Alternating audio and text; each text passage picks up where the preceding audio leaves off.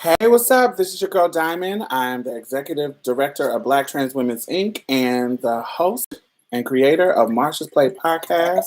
Come on in. Let's talk about Allen versus Farrow on HBO.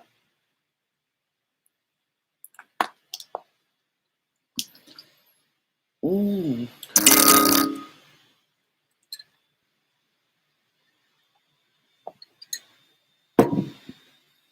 Mm. This series has so much drama. It has so much drama. Yes, been waiting to discuss this. Yes, hey Brandon. Um, gosh, I just I am so excited about finally seeing this because they've been teasing about it, and I'm so excited to see it in this era. Hey, Royalty Guard.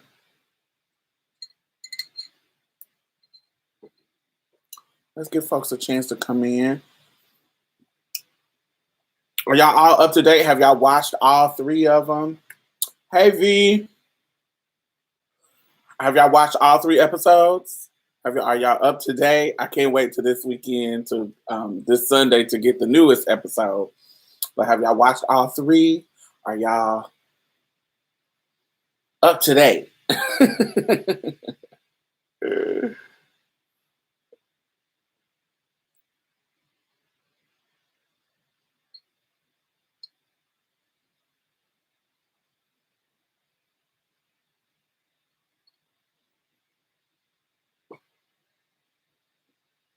Mm. Make sure y'all thumbs up as y'all come in.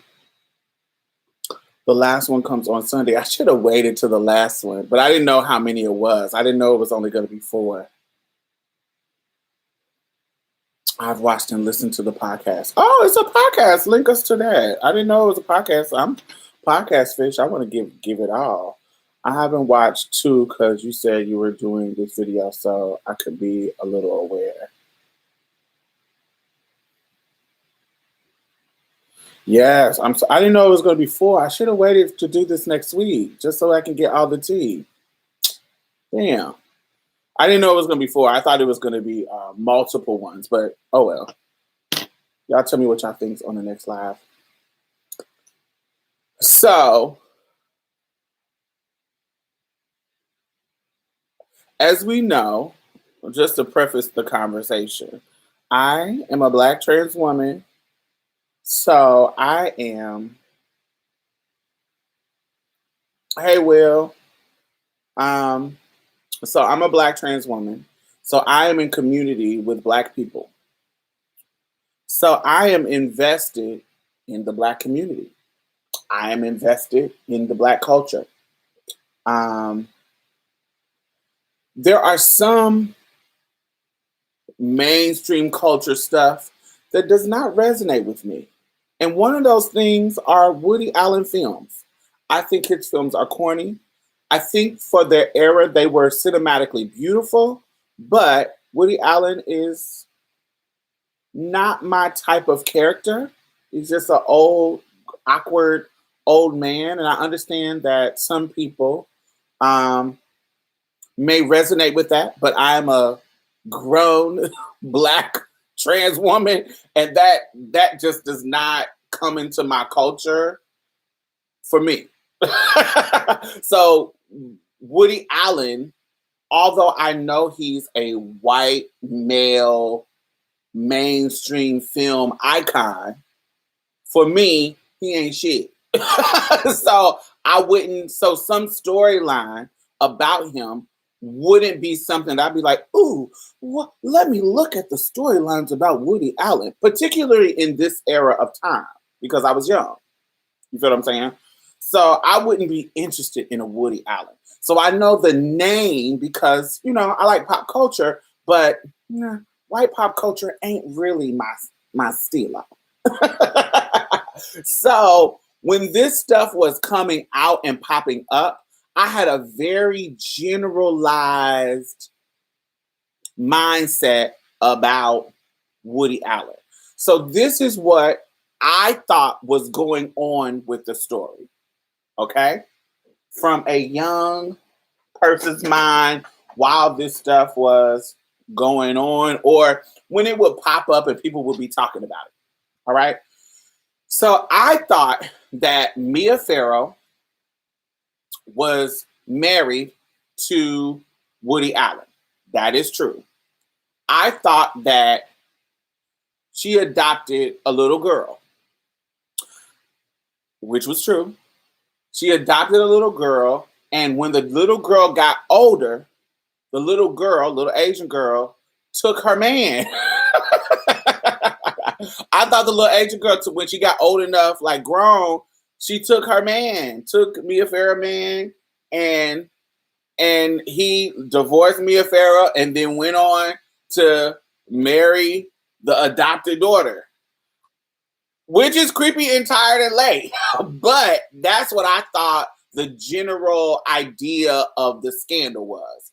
He waited till she got grown and left the older woman for the younger adopted daughter, who is not technically kin to him. So it made it almost not okay, but because she's not your daughter, not okay. But at least it's not creepy, incest creepy. You feel what I'm saying? So I was like, oh, cool. I didn't really look into it, didn't really go into the details, because it's an old white man's scandal and a white rich woman's scandal. I don't care. I don't care at all. I don't give a fuck. So I didn't really care enough to go and look into what was going on. Like Roman Polanski, I can't tell you. I know he's a creep, but I can't tell you what happened with Roman Polanski. I can't tell you. I don't know. Because these are white filmmakers, and I don't really fuck with their movies like that anyway. Some people, if the content is cool, but if you're not, doing stuff for my folks, I'm like, certain things I can like, but I ain't gonna be checking for it unless somebody say, oh, this was good. Then I'll go check for it. So that's me. It might be my bias, whatever. But I wasn't into the Woody Allen. So you can only imagine when I get into this story. Now, mind you, I love me a crime docuseries. I love docuseries that give you, like, tell a story and then pop you with a plot twist and all this kind of stuff. I love a story like that. That's why I love Murder Amongst the Mormons. Bitch, that is so good. It's white people Mormon stuff, but it's funny because, it's the church, it's the somebody being swindled, and it's just so much tea. So I love me an old crime docuseries. And that's what this reminds me of, like a messy ass crime docuseries. So, so when you can only imagine when I started watching this, I'm like, so at first I was like,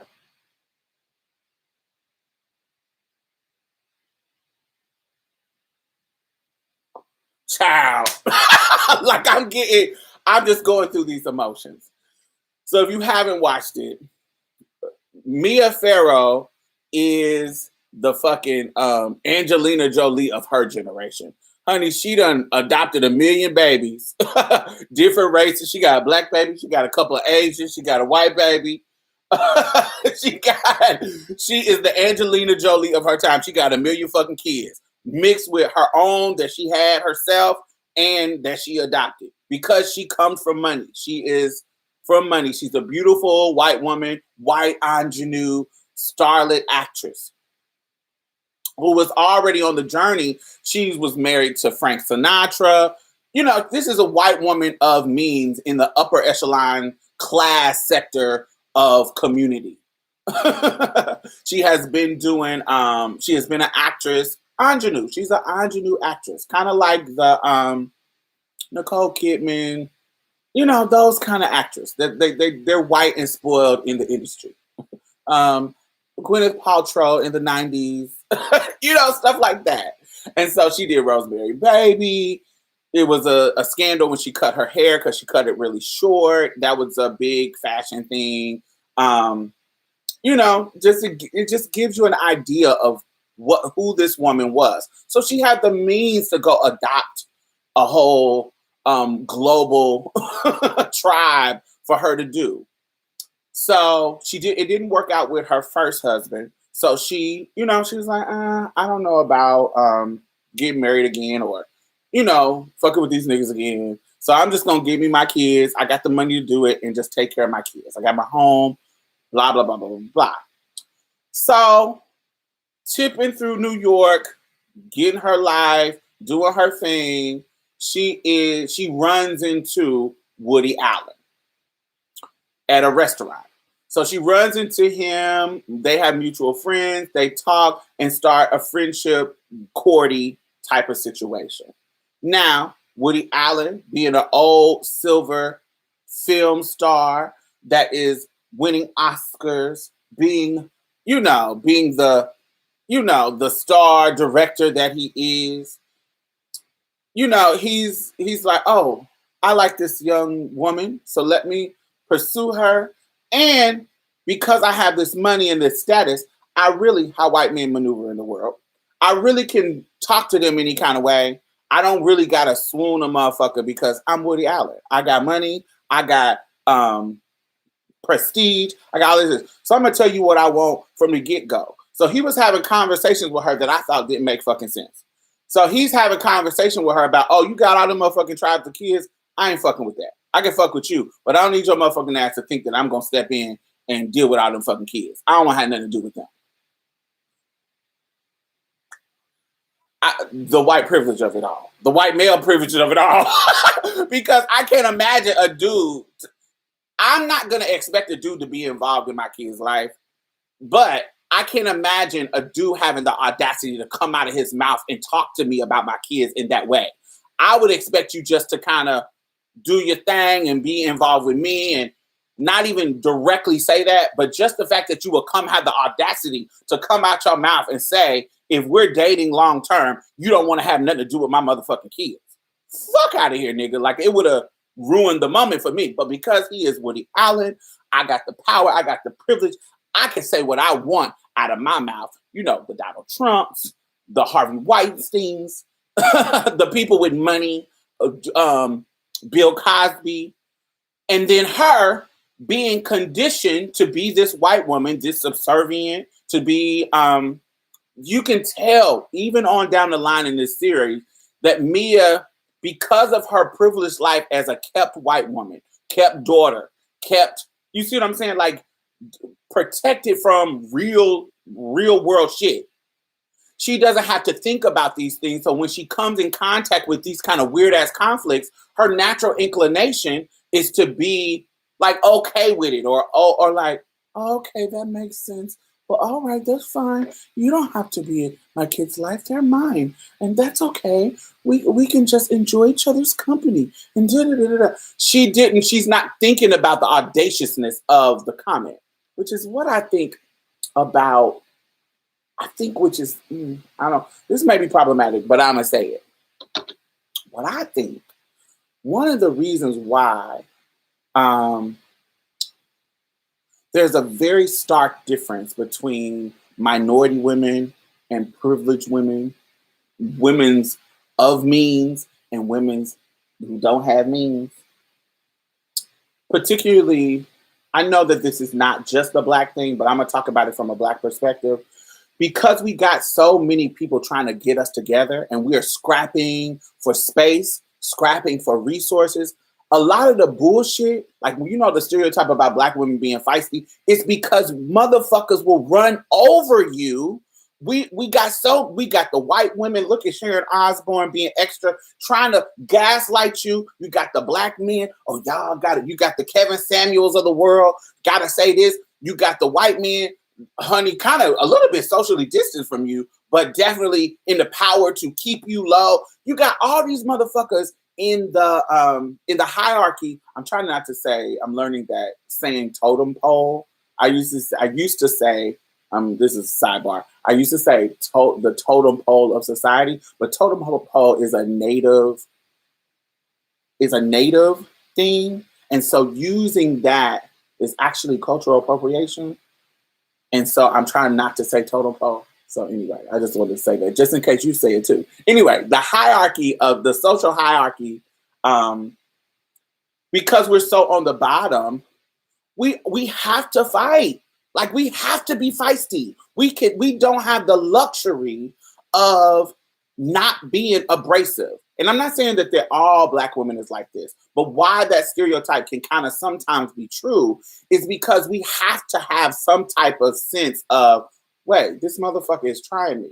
Because when you let a motherfucker try you, they feel like, oh, we can run over them. We can use them. We can mistreat them. We can fuck them over. And so we have a natural inclination to say, nigga, you got me fucked up.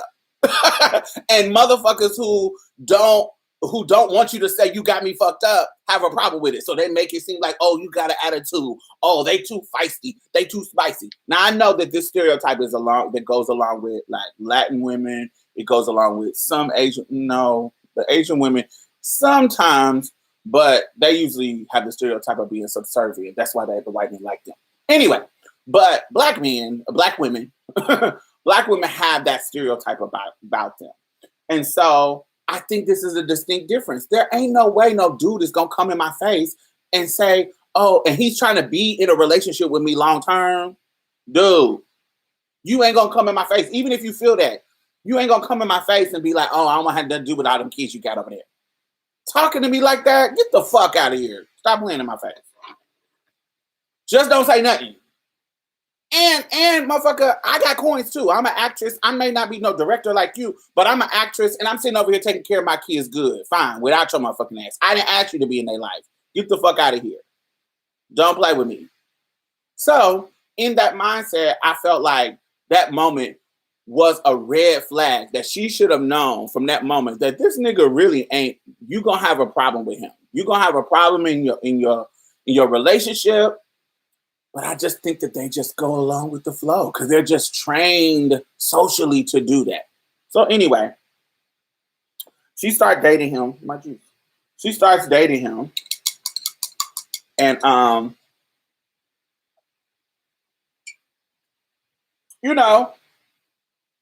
he starts they end up getting married. He starts actually when he starts actually coming around the kids. Naturally, if you're coming over your girlfriend's house and she got this whole house full of kids, she ain't got one or two. She got a fucking tribe of kids. And then she got one that looked like an Asian version of him. So of course he gonna gravitate to some of the children and build a relationship with them. It's just gonna naturally happen. If you over there, if you involved in her life, it's just gonna naturally happen. So he started liking one of the boys, one of the Asian little boys, one of the daughters, Dylan, and then they end up and one of the older children, Suni. So he started to build a relationship with all of them, because he's coming around and he's seeing them and hanging out with them. So then they have a baby, because they're having sex, because they're in a relationship. They actually have a baby, and she get pregnant by him and have a baby named Satchel. So time goes on, and it started to be, yes, Deshaun, we are talking about, yes, Allen versus Farrow on HBO. We're talking about Willie Allen molesting Mia Farrow's daughter, Dylan, and Suni. So over time, they started to notice that he is basically, I don't want to say stalking. It's not stalking, but he has a weird infatuation with the daughter, Dylan, who is ever since she was little, but when she gets to 5 or 6, 7, he starts to follow her, sit and watch her, and Where's my phone? I don't know. Sit and watch her and just start to have this weird, creepy dad. Is it dad? Like a creepy dad moment with her. And people are noticing it. So she got, of course, because she has coins, she has like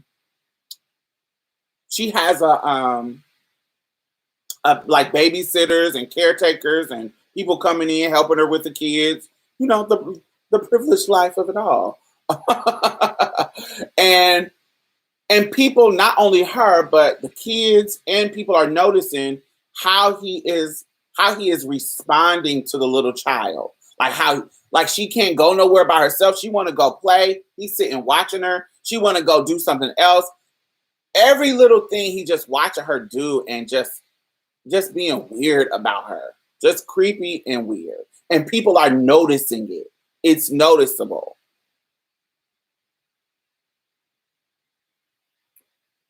He builds a relationship with the little boy, the little Asian boy that looks like him. Him and Mia's relationship, because they're married and da da da da, but they also have a career relationship. So she started to be in movies of his. She started to be involved in his career in that sense. Also, his career is getting bigger and bigger. He keeps having these amazing, beautiful movies, and he is he's from New York. He's a Jewish boy from New York. Um, and his movies are showcasing New York in a way that has never been done. So all the New Yorkers is like, oh, it's so artful, it's so amazing, it's so cinematic, and so he just makes New York look so beautiful, makes New York look in a different way, and you know the prestige of being from that city. Remember when she said she was going to adopt a child, and he said, make sure it's a blonde baby girl. Absolutely, Angela. When she was going to adopt another child, he requested that it be a blonde baby girl. Weird. Weird, weird, weird. That's not even dad behavior. He would only engage with Dylan to the point where he couldn't even play with other kids when he was around. And so Dylan was sharing, was basically showing other people, Mia, her caretakers, that I don't like when daddy does that. I don't like when, he does that. I just don't like it. He's just doing too much. And so Mia started to say something like, dude, like back up off her. Like, you being weird. I'm starting to notice that when you're around, she's being weird. And it's not like sad, sad kind of child weird. It is, God, why are you following me? No, I don't want to be around you. It's that kind of girl. Like the little baby is saying, no, I don't want daddy to take me anywhere. I know I don't want him to go with us. No, I just want to play with my friends. No, I just want to be by herself. I don't want daddy to be there. No.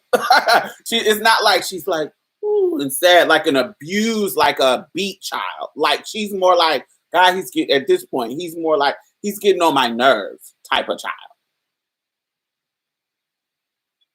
So, have y'all tried this? This is so good. This is green juice. I buy it at Kroger's. It's so good.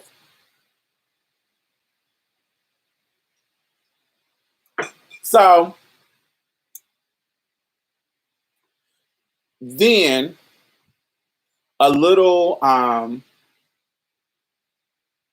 guess an incident, the first one that I remember them talking about it is, yes, a late ass chaser tease. Exactly that. Oh my God, exactly that. So I guess one of the caretakers walked in on him eating little baby girl's puss. Okay? Because the woman says, I thought I was walking in on an adult situation, but then when I focus in on what is happening, it's not an adult, it's a little girl. And she walks out. Now, this is another thing that is strange to me. I don't know. Now, as a person who has been around people who have been sexually molested, and I have been around people who told that they were being sexually molested and the family didn't believe them, or the family didn't take it seriously, or the family didn't act on it. I've been in situation, but I know people in my family and other families who have been in that situation where the response to them finding out, them telling that they being molested wasn't protection. The response was either indifference or disbelief, which is shady as fuck. But because of who I am, I cannot imagine me walking in, seeing a grown ass fucking man doing something to a child, and I don't turn into a raging, I don't get to a rage. I can't imagine me walking in on something like that. I don't care if you're my boss. I don't care who you are. I can't imagine my body not going into a rage. I don't care how powerful you are. I don't care what the situation is. I am going to go to a rage. Even if I can't fight you and beat you up, I'm going to try. But let's say that you're somebody bigger than me, or physically where I may not can twirl you. My response is going to be, this motherfucker is in there sucking this baby pussy. This nigga's in there touching this baby. Hey, everybody wake up. This motherfucker's in here touching this baby. I'm going to be going off. Like, I'm gonna respond in a way where you can't fucking, it's not going to calm down. But the whole idea of me walking in on a baby being harmed and me walking out like, ooh, I walked into something I shouldn't see. Oh my God, did I just see what I saw? And oh, you leaving that baby in there? It is so, I just don't understand. Thank you, Brandon.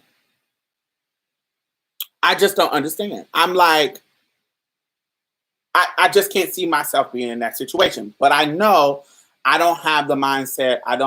Everybody doesn't have that spirit to engage in that way. Thank you. To engage in a situation in that way. And it might be because my mother was a victim of sexual abuse by older people when she was younger. And I just have it just ingrained on me how that ruins people's lives, how that affects people's lives. I don't know. I just couldn't respond to that. It just would have been a total different situation for me. And I'm going to, if I can't do nothing in that moment, I'm going to expect Mia Farrow, they mama, to do something. I'm gonna be like, no, I walked in on this nigga. You gonna have to show me. Like, I'm either gonna quit this job. I'm gonna be like, hey, yo, this nigga was playing with her. When I walked in on them playing with her, I walked in them. Thank you. I walked them on them playing with her. I walked them on them doing something, and you need to do something about it. If you're not gonna do nothing about it, I'm going to the police. Like, you gotta show me you are excited about doing it. You are just as rageful as I am, because you the mama and you supposed to be taking care of these kids. That's what I feel. So, and if you don't do it, I'm taking it to the police. I don't give a fuck about y'all being celebrities and trying to keep it private. No, you got me fucked up. I seen him sucking on that little girl pussy. It was trifling. It's nasty. If you don't want to do nothing, I'm not working here, because I'm not about to be a part of this. I'm not going to work here. I'm about to go to the police, because you clearly, if you don't want to do nothing about it, you don't want to protect this child. And now it's a moral thing for me.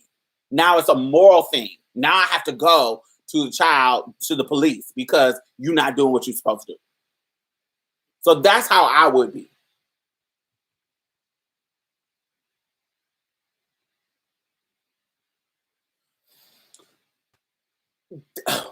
So the woman walked in the room, walked right back out while he molested her. Woody knew she walked in and didn't stop. He kept going. So this is the thing about it. That level of power, that's what people be always using, trying to use logic with the sometimes you can't use logic with sense, shit that don't make sense, because it's never gonna make fucking sense. When they have so much power, it gets to the point, especially when they start getting away with shit. Think about R. Kelly, think about Bill Cosby, think about Harvey Weinstein, think about this motherfucker. When they get so much power and protection, and you'll learn later on down the line, you see in episode 3 that he has so much money, pool, political power, political access that he can actually get shit done to protect himself. And when you got that so much power, you don't give a fuck about getting caught. Especially some fucking worker of a fucking house. So that's why he could do it and keep going and not worry. That's why he could do this openly creepy ass shit. Because he had the power to feel the arrogance and the power to feel like, oh, ain't nobody gonna do nothing. That's why, further down the line, we'll talk about it. There's another thing that it just got to the point where he was being so audacious. The audacity of this fucking nigga doing this shit. And then the timidness, the lack of, Mia was getting, part of me was like, yes, Mia, that was smart. But part of me was like, bitch, some of the shit you did, you getting on my fucking nerves. Because you being too fucking weak. You being too fucking timid white woman. Like, what the fuck is going on? So, once they brought it to Mia, Mia is like, what happened? She started asking Dylan, the little girl, about what happened.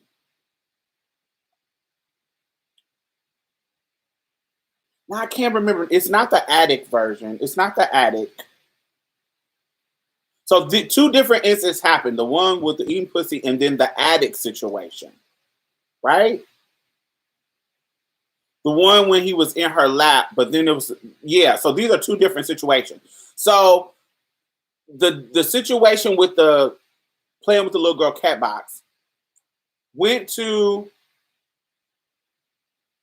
I guess it got to Mia, and Mia was like, what happened? And I guess she brought it to him, and he denied it. That's not what it was. That's not what happened. So she started asking Dylan about it.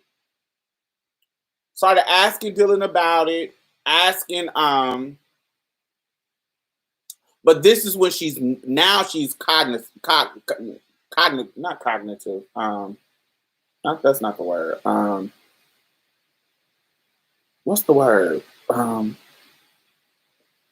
Where she's aware of it. It's a better word than aware. Is it cognitive? I don't know. Cognizant. Thank you. She's aware of it in a way where, oh, now I'm paying attention. Now I'm seeing all this creepy shit. No, don't touch her like that. Then the lady said he saw her putting lotion on the girl booty crack. And the way he was rubbing on her booty crack, everybody was like, in front of everybody was like, that's inappropriate. Where Mia had to come over and snatch the lotion out of his hand. Like, nigga, what are you doing? That's not how you touch a child. You putting fucking lotion in her booty crack all weird and creepy. What the fuck are you doing? And this is in front of everybody. Like putting sunscreen on her booty crack and doing it.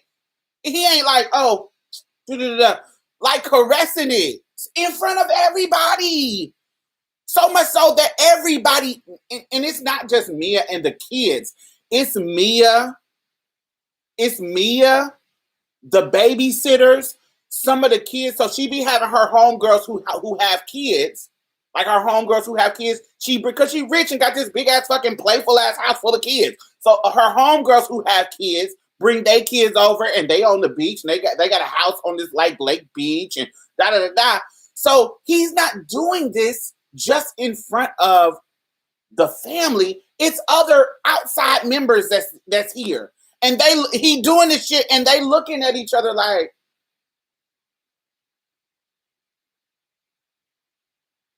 what this nigga doing? They not saying that because they not in my culture.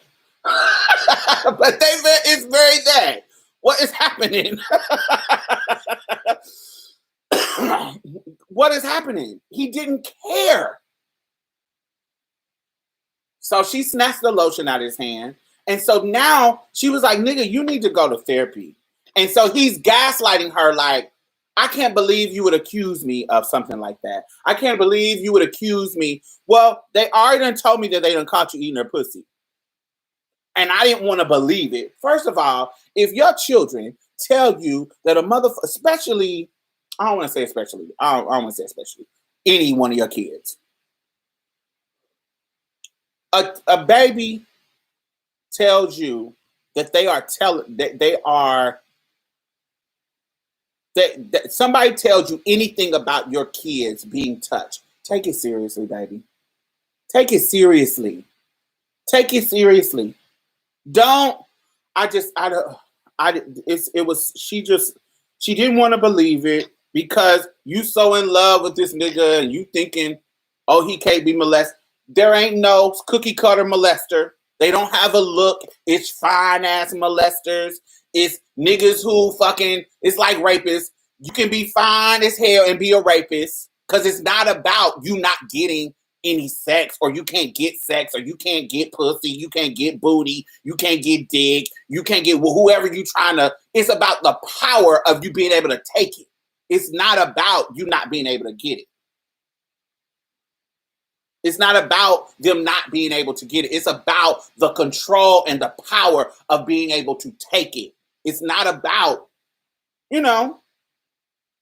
oh, I remember recently, y'all remember that whole fucking debacle about Gayle King asking Leslie, what's her name? Lisa Leslie, when she was interviewing her about Kobe Bryant's rape case or whatever. And so Snoop Dogg was like, you dog ass bitch, and da, da, da, da, da. Oh, this big old thing about that.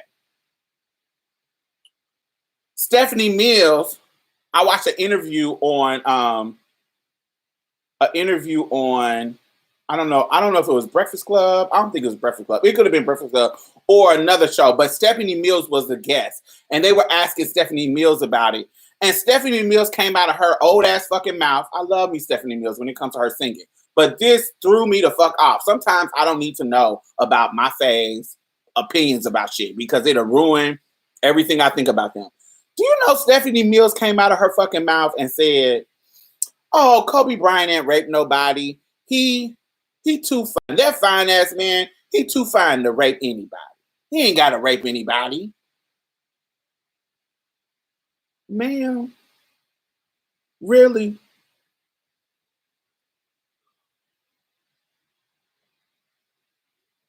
She had wore me out. Anyway, it don't have anything to do with how fine you are. It don't have anything to do with anything like that. Rapists and molesters. Some old creepy looking man. It ain't necessarily that. It could be a young person. It could be anybody could do some shit to your child. It could be close to the same age. I know people who were molested by 13-year-olds. The kid is 6 and it's a 13-year-old. So these is really 2 children, but it's still a 13-year-old who know better doing something to a 6-year-old. I done seen it be a 18-year-old. I done seen it be a 29-year-old. I done seen it be a 40. It's all ages. It's everything. It's girls, women, molested little boys. We hear about Chris Brown and all that kind of stuff. If I was molested, if I wanted to consider myself, there was most of the things that happened to me in my younger years that were weird. I've never been penetrated by, I've never been in a situation where I felt molested in the sense of some man So because my mother was molested by men, older men, when she was younger, the way she described her experiences and when she would talk about it, the vitriol that she would talk about it in, I thought when we had the good touch, bad touch conversation, I always expected it to come from men. And I know, I know I'm not the only one in that. I always expect it to come from either if somebody's going to jump out the bushes and grab you at night and rape you, or some person is going to be creepy and try to touch you in your private part. Some dude is going to try to touch you in your private part. So my mother would talk to me in that sense, and she would say, and I would assume as a kid that these are men. Like it was always men. But in my younger years, the people who did weird ass good touch bad stuff shit was women. And it wasn't women like grown women. It was teenage women, my babysitters. I remember my babysitter, but because I'm a boy at the time, because I'm a little boy, in my brain, I didn't register it as molestation. Because I was a little boy, it was just a game that was weird to me. I remember, and then what I expected. I thought somebody was gonna try to touch my pee-pee. I thought somebody was gonna try to touch my booty hole. I thought it was gonna be somebody trying to do stuff like that. But that's not what happened. What was happening was she was bringing her same age as me kids. So if I'm like 6, 7, 8, she would bring her 6, 7, 8-year-old kids over and put us in sexual position while she sit over in a chair and play with her pussy. Me not knowing about sex, I don't know what she doing with her pussy. I don't know anything about masturbation. I don't know anything about sex. I don't know why she got the girl in front of me in doggy style position and I'm humping her. My piece ain't getting hard. I'm not thinking of this in a sexual way. This is just some weird ass game that my babysitter is having me play. So I'm not associating it with sex or with molestation. It's just in my mind as a 6, 7, 8-year-old, I'm thinking of this as a weird, what the point of this game is. You feel what I'm saying? I'm thinking of it as a game that's like, what the fuck? Like, what's the point of this? So I didn't associate that with molestation when I got older or when I got to a teenager. I remember, and also let's shake it up a little bit since we here, trigger warning. We here. So there was an incident when I was 9, and I'm not gonna tell this story now because it's gonna be my next Love Beneath story.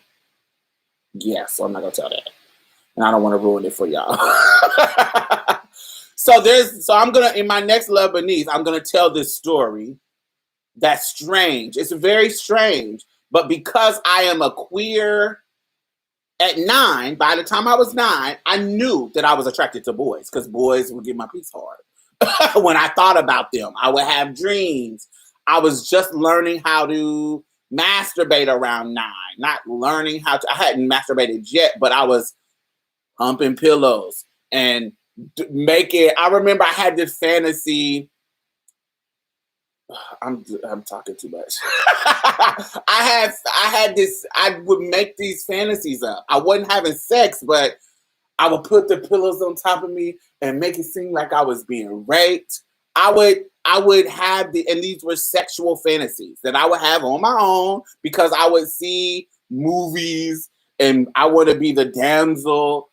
I don't know how it came in my mind, but that's how it came in my mind. So I was already having these fantasies in my mind that I would play out, but I hadn't learned how to masturbate physically yet. But at 9, I had fantasies in my mind. I just didn't know how to get off yet, physically make myself get off. I didn't learn how to do that until I was 10. So, and I know this may not be anybody else's experience, I don't know. I don't know how y'all sexuality manifested, but this is mine. This is my own personal story. So at 9, I had fantasies. I had sexual fantasies. I had wet dreams. I just didn't know how to physically do it. And so when people act like kids don't be having no brain about sexuality at that age, I think that's off, because I don't know anybody that didn't. Anybody that I was around, that I talked to, they may not, I wasn't having sex, but things were happening in my mind and with my body that were responding to stimuli. I remember watching this. It used to be this show. It used to be this show called a series called Friday the 13th. It was Friday the 13th, but it was a series, TV series, but it wasn't about Jason. You know how Friday the 13th is usually about Jason. It was about I don't know. Each episode, it had different magical shit. Like, it could be some vampires, it could be some spirits, it could be, I don't know if y'all remember it, but if you in my age bracket, it was called Friday the 13th. And I remember this dude, one of the main characters was this black boy. He was so chocolate and cute and tall and skinny. And I was so attracted to him. And just watching him on TV would get me aroused. And I'd be like, oh, he's so cute. But I didn't know how to jack off. I didn't know how to do none of that. but you get what I'm saying? It was something that was happening with me.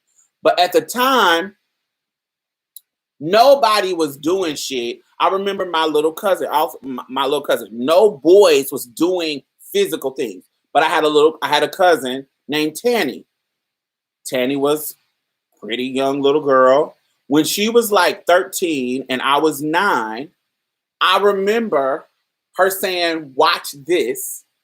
And she put my head under the covers and she was playing with her pussy under the covers. And this cover, and I remember it like it was yesterday, because this cover was one of those, it was like light blue and it was in the daytime. So when the cover was over her body and over my head, the sun was shining into the light. So everything looked like blue. It looked like blue, and like everything had a tint of blue because the light was shining through the covers. And she was playing with her pussy. That's the situation.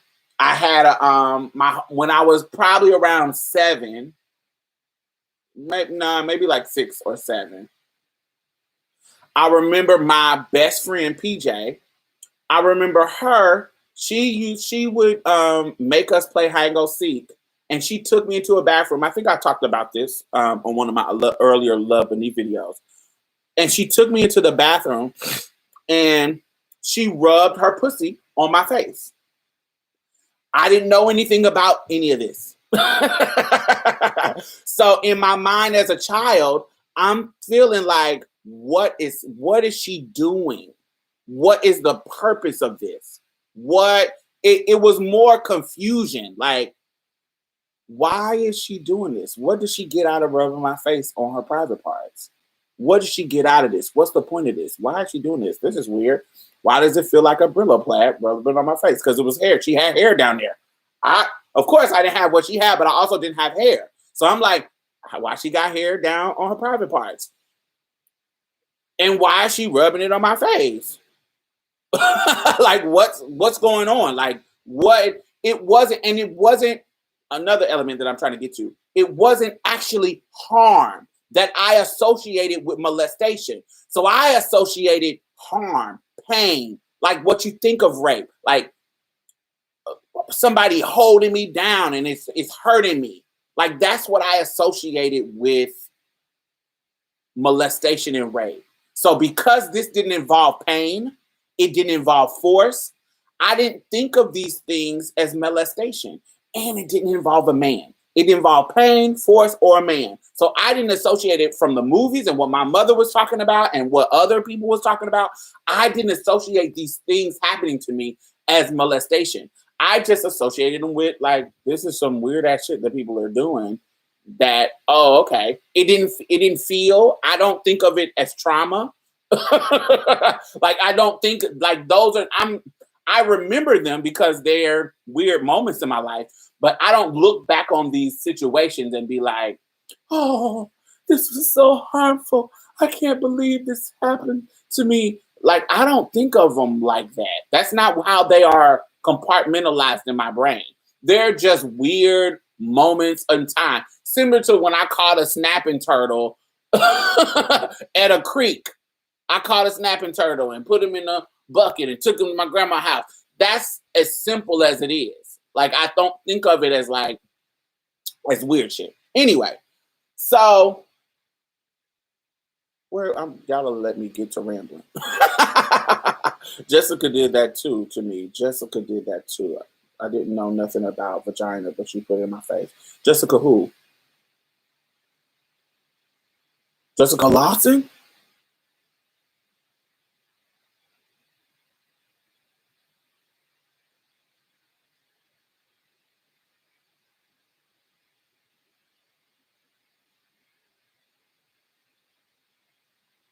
No, these weren't adults. These were children. Well, children in the sense of preteens, like 13. These were kids too. They weren't adults. I've never been. Um, Nothing happened to me by an adult. Not Jessica Lawson. Ah, that is wild. Jessica, she never did anything. We the same age, so she never did anything to me in that way. But we weren't kids though. Me and Jessica, we were Jessica. If just to give y'all context, Jessica is my last ever girlfriend, like last that I ever had in my life, and I wasn't attracted to her, but she was attracted to me. Jessica was into all the shit that I wanted to be into. She was into the art. She was into um, Woody Allen, molestation, and snapping turtles. um, she would be in the art. She was into the art, so I was into shit that she was in. So I liked her for her artsy mindset. Mm. Yeah, she was my last girlfriend. So we were not adults, but we were teenagers by the time we got we not teenagers. We were like 12, 13. Yeah, teenagers, 12, 13, preteens. And so she would try to kiss. She would try to do all this kissy, lovey-dovey stuff, and I'd be like, "Girl, just look at girl." I would try to avoid being alone with her. So I'm sure when she was younger, she was high in the ass. Yeah, I thought she was beautiful and amazing. She was a chocolate diva. She was into all the shit, singing and all the stuff that if I was a chick, I would have wanted to be. She had her own hair. Every time she got a silk wrap, it was flowing and sticking. She just was that girl. Yes. So no. I'm kind of flowing. I'll get to episode 3. So episode 2. So he's telling her, I can't. But so Woody Allen, back to the Mia Farrow and shit. Woody Allen is saying, I can't believe that you would think that I would do this. I can't believe that you think. So the therapist told Woody to stay away from Dylan, but nobody seemed to be able to enforce that rule. Absolutely. Yes, Reggie. So Mia is like, let's go to therapy. So all of this shit is strange to me. If I see with my own eyes that you're being inappropriate with my child, if I see that anything is happening with my child that's inappropriate, I don't care if it's borderline. You tongue kissing, you kissing them too much. No, like these are deal breakers. If you got to, if whatever happened, if whatever happens leads to therapy, ain't no therapy. These are deal breakers. If whatever happens leads my brain to think that you need therapy about my child, our relationship is over. Ain't no therapy gonna fix that. No. I don't know what the fuck, but I don't know. I just don't get it. I really just don't get it. There's whatever happened that needed therapy, it would have been over. Like, it would have been over. I can imagine being with a dude that did something to my child that needs therapy. And I stay with him. Whether you hit my child, whether you like, I can't think of something that I would associate, you need a therapist to work this out. I can't think of something that maybe, like, if you cussed my child out, maybe. Like, if you cussed them out and you were just a little too aggressive. You angry and you punch the wall. You don't punch nobody, but you punch the wall because you're so angry. Okay, maybe. Cool. Let's go get you some anger management, some therapy in that regard. But something sexual, there is nothing that you could do to my child that's sexual, that my solution to the problem is going to be therapy. My solution to the problem is, oh, you one of those? We done. That is a deal breaker. Deal breaker. No. Fuck no. So, fast forward, this is where the power get reinforced. So because you this weak ass woman that can't put your children first, you trying to keep this relationship. I loved him. Yeah, I just felt like he needed therapy. I loved him. I didn't understand.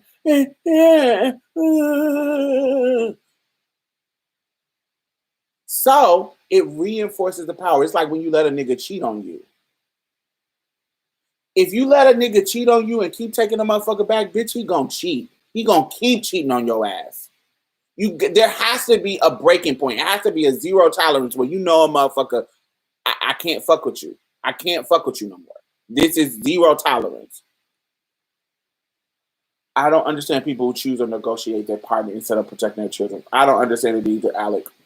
And so this reinforces that, not only do I have the money, power, and privilege, I got this bitch wrapped around my fingers, and I can get caught sucking on her adopted daughter's cootie cat, babe, 7-year-old cootie cat.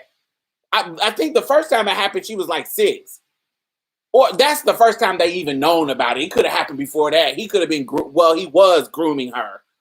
Could have been doing stuff already. Oh, this too. Wait, another thing. This nigga in front of everybody would put his thumb in this girl's mouth. And everybody is like, no, don't do that. And he was like, she likes it. She likes it. This comforts her. This comforts her. This is what she likes. This comforts her. And y'all just going with this shit? So this nigga giving you, he putting his thumb in her mouth. He's rubbing sunscreen on her booty crack real inappropriately. And the woman done caught him playing with her cootie cat in a private room. Yeah, this was too much. This was all just, you get what I'm saying? I understand the motherfucker if it's some, I don't understand it because if my child said you touching them, bitch, you touching them, and we fighting. But look, I can see if it was one situation that was like weird. One situation that was like weird. It wasn't 100% for sure. It just looked weird. The optics was weird. I can see something like that one time, but this nigga ain't giving you weird optics. This nigga is giving you, like, if that one thumb thing happened, or maybe that one sunscreen, depending on how inappropriate it is, but that one sunscreen happened, but I just can't. Maybe or if he stopped and the girl may have saw something, he may have been the girl who said she saw him doing it, she may have been tripping. I can see one little thing, but you got multiple things. It only gonna take one thing for me. I just want to make that clear. But you got multiple things happening. You got multiple incidents of this dude doing inappropriate things. Hey Ashley, Tea Time Network. Make sure y'all follow Tea Time Network on Instagram. Put your link up, Ashley, on Instagram. They always is hitting you with new trans news and incidents. She say on it. Miss Ashley Breed. She also is a are you a rapper? A rapper? Yeah, a rapper. So she got music too. So follow her. Put your links, Ashley. Yeah, so it's so many you got all these little fucking incidents. You got the incidents that is like, girl, it's not one, it's multiple incidents. Get it together, Mia. Protect your children. This nigga ain't the right one. He's a molester. Stop.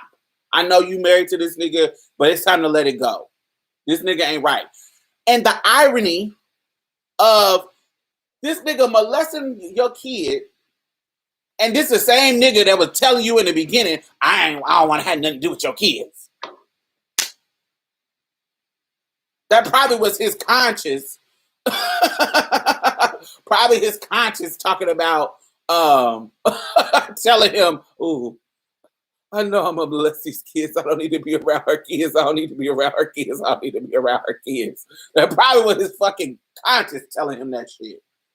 So anyway, so finally they go to therapy and she does all this weak sauce ass fucking shit. Go to therapy and start talking about it. He's selling it to the therapist.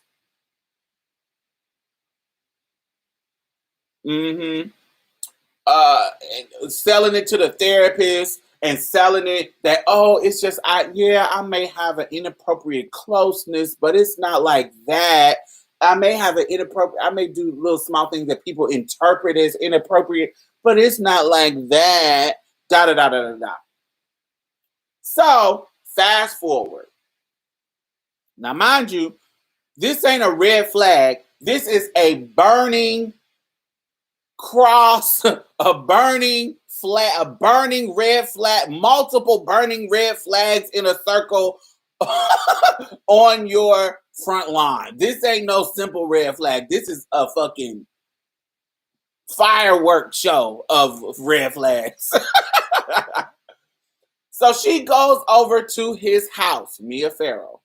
This is his wife, so he can get into the room. He can get into Woody's apartment. They live in a place, wherever they stand at in this situation when no. She had to move to a house. But earlier in their relationship, they were staying in a place where she had an apartment, or maybe they were rich. They had an apartment in the city and they had a house somewhere out in the boom. Surrounded by red flags. Exactly. So they had an apartment in the city, and their apartment, they could see each other from their apartments across from Central Park. I think that's what it was. So people who, because they're celebrities, people that like the doorman and blah, blah, blah, blah, they know her. They know who she is. She can come into his apartment unannounced. She can blah, blah, blah, blah. Child. She go into this man's apartment and find naked pictures of her oldest adopted daughter.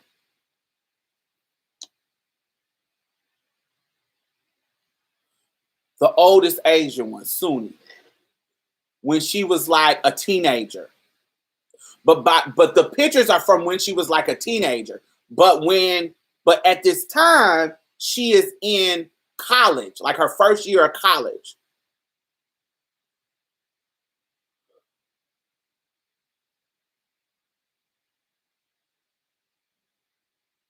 So when we talk about audacity, so this is what I'm talking about, the audacity of these predators who have power because they feel like they can control it. They have the power to control it. So you are in a situation where somebody catches you mess with the cootie cat of a little 6-7-year-old little girl of this lady's. And y'all got to go to therapy for this shit. You would think that, man, I got these pictures of the other girl too. Let me get rid of them. Let me not do no creepy shit because they're on to me. Let me. It feels like the behavior, like if you get caught, the behavior would change. But this bitch, how she responded to it, wouldn't be a behavior change for him because she's talking about therapy. He's able to manipulate her and the therapist into thinking that this ain't normal. That this is some normal shit. He's able to, so now he's emboldened. So yes, he go take pictures of the 17, 18-year-old girl. Mia asked the door people, Mia asked the clerks at the housekeepers. They asked her when did she start coming? How long have y'all seen Suni coming here? They saying she been coming here since she was in high school.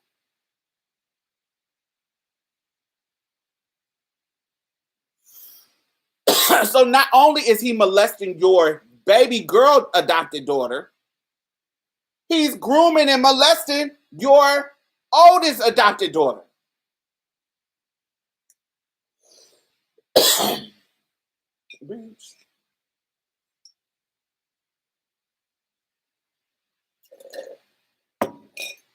I can't take it. I can't take it. I'm like, so okay, you weren't angry at first. But you get the second time and you over here talking about, I can't believe it. I just don't understand, Woody. Why would you do this at all? And I can't believe it. Oh. Like this shit will get me enraged. This shit would not get me crying and trying to understand. And I would be enraged. I can't imagine. I can't imagine. This bitch was still trying to work it out and talk to him about it. And talking in and believing him. So the smart thing, excuse me, that Mia started to do at this time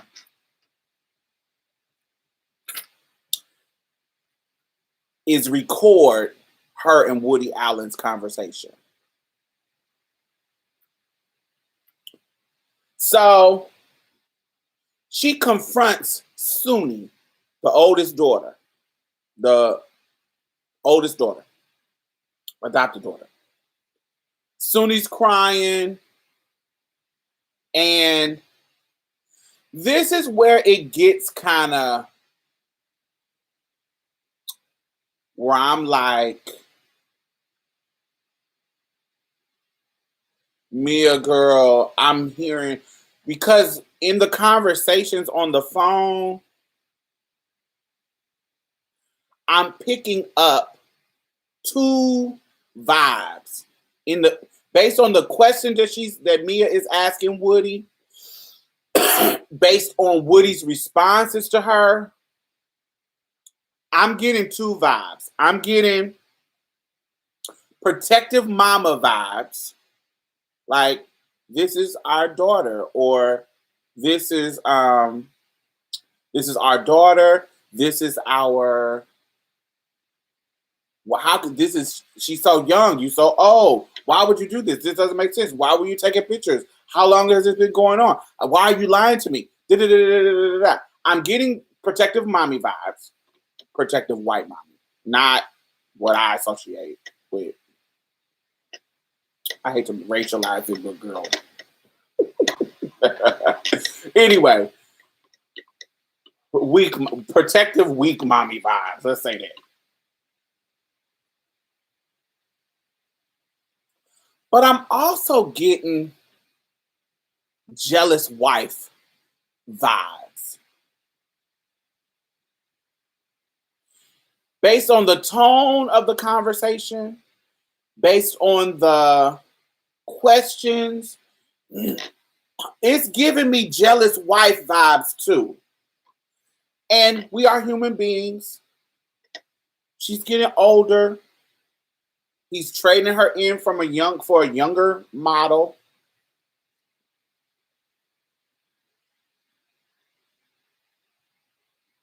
And then she smacks Suni.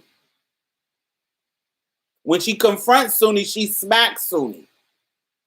All this shit is jealous wife vibes. All this shit is giving me jealous wife vibes. Because I don't know what Suni said to her because she didn't really convey that. But she said that Suni was crying. So this dude is having sex with your oldest daughter, young daughter, adopted daughter, and she's crying in guilt. She's crying and da da da da. And you hit her. That to me shows some type of weird jealousy.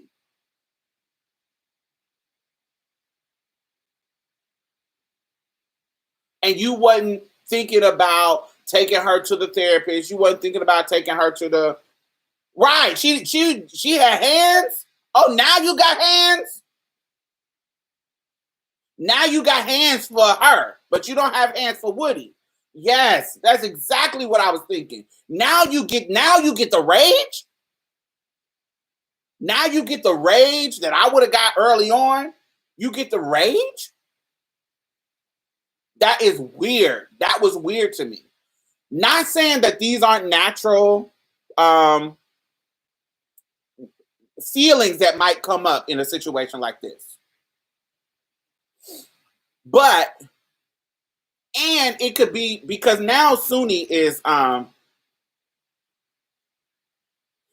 kind of understand the smack because the girl was in her late teens. She should have knew better. Ain't no way I'm going to be harming my daughter in this situation. I wouldn't, because I'm seeing pictures from when she was younger, my mind is going to go to grooming. This is a grown-ass man, and she was a teenager, and he was grooming her to be whatever she's doing. I wouldn't even, there's no way that I'm going to fault her in any situation in the situation. You are my husband. You are the old-ass fucking man in this situation. Stop fucking playing in my face. And not to mention, your videos, your films, not videos, your films are telling this story. Your films are telling on you. Your films art is reflecting reality. Your films are your conscious mind, your experiences happening in your life in these fucking films. Which is strange because that goes back to the R. Kelly because he was literally telling us what the seems like you're ready. Seems like you're ready. Age ain't nothing but a number. Going down ain't nothing but a thing. Like he's literally telling us what he thinks about this bullshit. In the same way that Woody Allen's films is telling us what he thinks and how he wants to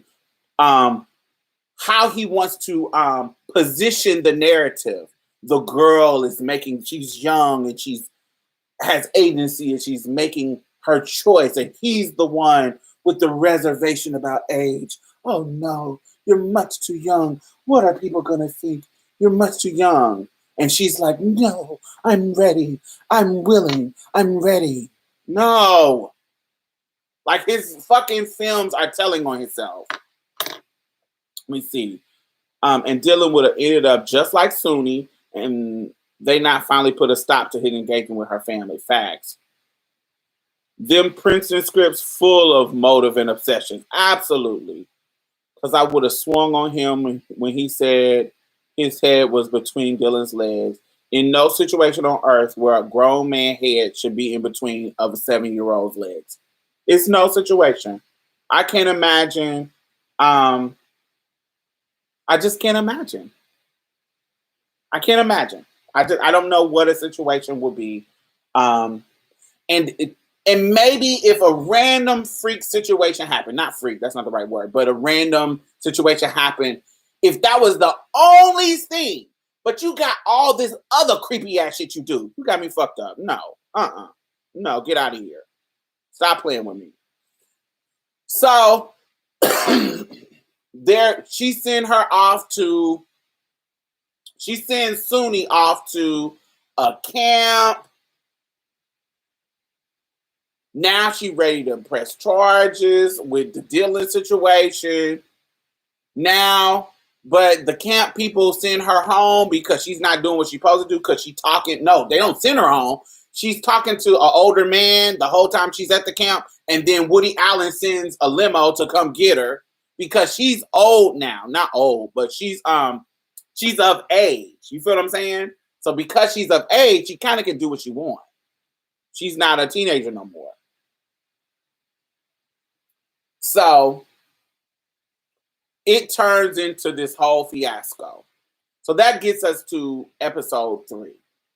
So now, if y'all remember, when she was confronting him about all this stuff, Woody's tone in the situation, like his response, like how he was talking, was almost like he had a little bit of fear.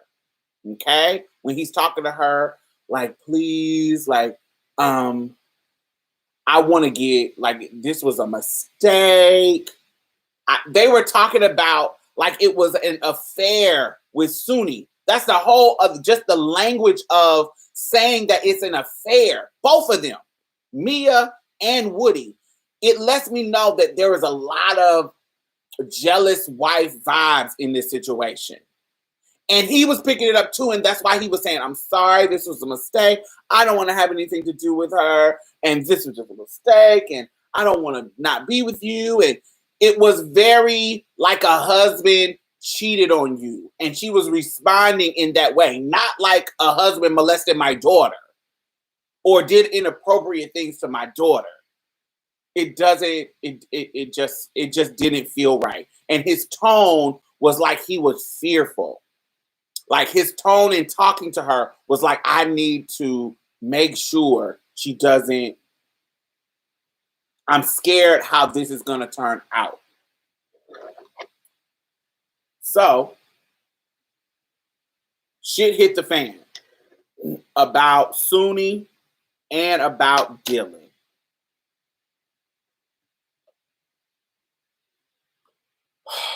He comes out with a press conference and tells everybody that, yep, I am messing with my of age young adopted daughters. He didn't get custody of her. Only people he got custody of was Satchel. Satchel is the baby that he has with Mia biologically. Satchel, he has custody of Dylan. Does he have custody of not Maddox? Is that his name? What's the Asian little boy name? Did he have custody of him?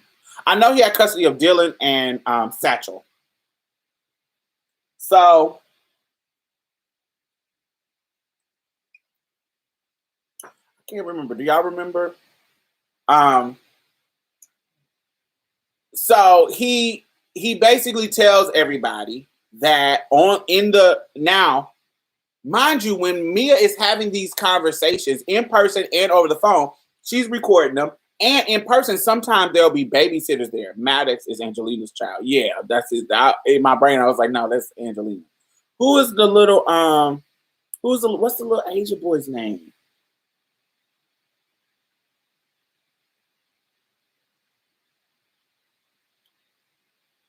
I don't know. Anyway, with the glasses. So he tells everybody in the press conference that, yes, so I am in love with the Asian girl, my adopted daughter. I'm in love with her. She's in love with me. Bam. He thinks that is a strategy. But before this, he told that I don't want to be with Suni. And he said all of this stuff in front of other people. Like one of the people in the show was like, I heard him say it out of his mouth. One of the babysitters that was around. She was like, he was making it seem like Suni was a mistake and like Suni was a home wrecker. Like Suni was just a mistake that he regrets that he made. But when he gets in front of the press, he was like, we're in love. We're in love and blah, blah, blah. All what his movies do. And Mia now is just saying that I'm molesting Dylan because she's vengeful of me being with Suni. And this is why because that's the narrative that he was selling.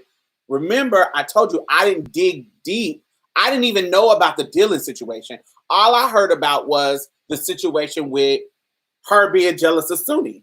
So his strategy had worked for somebody on the, you get what I'm saying, on the perimeter. That's all, and him having the power of the press and having the celebrity, they both having the celebrity, but him having the power to change to control what narrative is put out. That's the narrative I got. I got the narrative that he was, she was jealous. She was just saying he was molesting the other daughter to get back at him because she was jealous that the now adult daughter, he fell in love with her. So Mia has done a lot of stupid stuff. 90, 91, yes, early 90s. And so Mia is saying doing a lot of stupid stuff.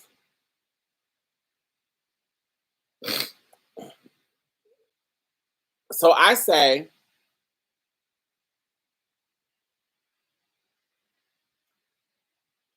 wait. Mia is doing a lot of stupid stuff, but what she do that's smart is she records Dylan. So now she's asking Dylan, tell me what happened. Like, what was Daddy doing to you? What was he doing? And she's doing it in such a way that it is real. You can tell she is not coercing this little girl into this. You can tell this little girl is telling the truth. You can tell this little girl, this is coming out of her brain. This is not coming out of Mia's brain. You can tell it. Like, you can tell little kids they ain't learned to deceive you at this age. You can read them. You can tell. You can tell when they're doing something that's not theirs, when they're mimicking you, you can tell. You can watch it and see. And thank God she was smart enough to record it, smart enough to keep it, smart enough to bring other people in. She took her to a therapist, all this kind of stuff. So apparently, when she took it to the police officer, the detective was trying to be on his shit. So he got a request to interview the child about the case. But Woody Allen having so much power, he already had went to them motherfuckers. He already had went to the place and already got in their ear. Like, this is what y'all need to say. This is what y'all need to do. Whether I got them, you get what I'm saying? Like, I don't know if they didn't say that he paid them off, but I'm sure they wasn't just risking their jobs for not getting no coins. But whatever happened, once he found out that where the child was going to get interviewed, apparently he had already been in that, had pulled some strings and got it taken care of, because in the interview with Dylan, everybody, the social workers, and then his control over New York began. Right. If he already had his hand in the situation. This nigga, these social workers were saying she was inconsistent. They interviewed her 1,000,000 times. They're not supposed to do that because they're not supposed to re-traumatize her. That is not the protocol. They interviewed her 1,000,000 times. So anytime you interview a child 1,000,000 times, and they don't want to do this or don't want to talk about it, they might change their words to get you to just let them be done with this.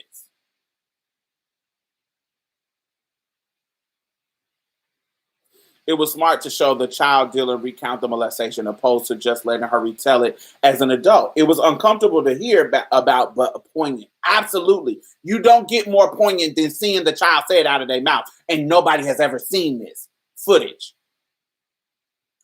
And so, because even on episode 3, they had psychologists and analysts watch the video and analyze it, and they're telling you why they believe the child is telling the truth, because there are certain behaviors that they would do if she was mimicking. If this young baby was mimicking something telling her, it's something that they would want to do. And then when it would be leading her down the path that she wanted to go, she would say, no, that's not what happened. Like her own little child brain would say, no, that's not what happened. Only this happened. Like she literally would say, what wasn't true and what wasn't true, what was true in her little mind, her little child mind. And so they were a beautiful analysis of the video. So he has so much power that these fucking social workers was saying that they don't believe that she was molested, and they threw away the notes of the case. The notes of everything in this case. Never happens. Never happens. Anybody that has ever, I've had to, not about no children, but if you ever done case management where you are a case manager for not necessarily therapy, it's not always therapy, but like if you're a therapist, if you're a housing case manager, if you are an addiction case manager, I've been an addiction case manager, I've been a housing case manager. I've been in these situations where you take notes based on what the client is telling you, based on what all of this kind of stuff. And they will tell you, and you got to say in the notes, this is what they told me. And you got to give it to the people so you can keep records of the whole situation. And you don't erase it. This is important information. So if something comes up about the beginning of them coming into your services, you have records of what they told you, of what happened. Like you never throw that shit away. What? Y'all threw it away? Y'all interview notes? That shit don't make sense. It doesn't make sense. And it didn't make sense. And the police knew that it didn't make sense. They knew something. So what is it? What my mama would say? Something wasn't clean in the milk. Or something like that. Something wasn't clean in the milk. And that's what it was. Until Superman, I feel like they didn't say he was black, or they didn't say he was queer, but if I got a queer vibe from him. That here come this super caseworker who don't let shit slide, who does his job well. He comes in and interviews a child and says, I believe this child. This child is telling the truth. I don't know what y'all talk about. And he had got so many awards and accolades for his casework management, for his job, that he had a level of, what's the word? Not trustability. What's the word when people believe your motherfucking ass? My brain is foggy. I don't know what's going on. Credibility. It's something else, not just credibility. But you got such a credibility to your work because you have done so much. You have done so many of these great things. Your credibility is up through the roof. And so he tells them, look, honey, I think this child has been molested. Everything is consistent. Nothing is wrong. Nothing is I feel this child has been molested.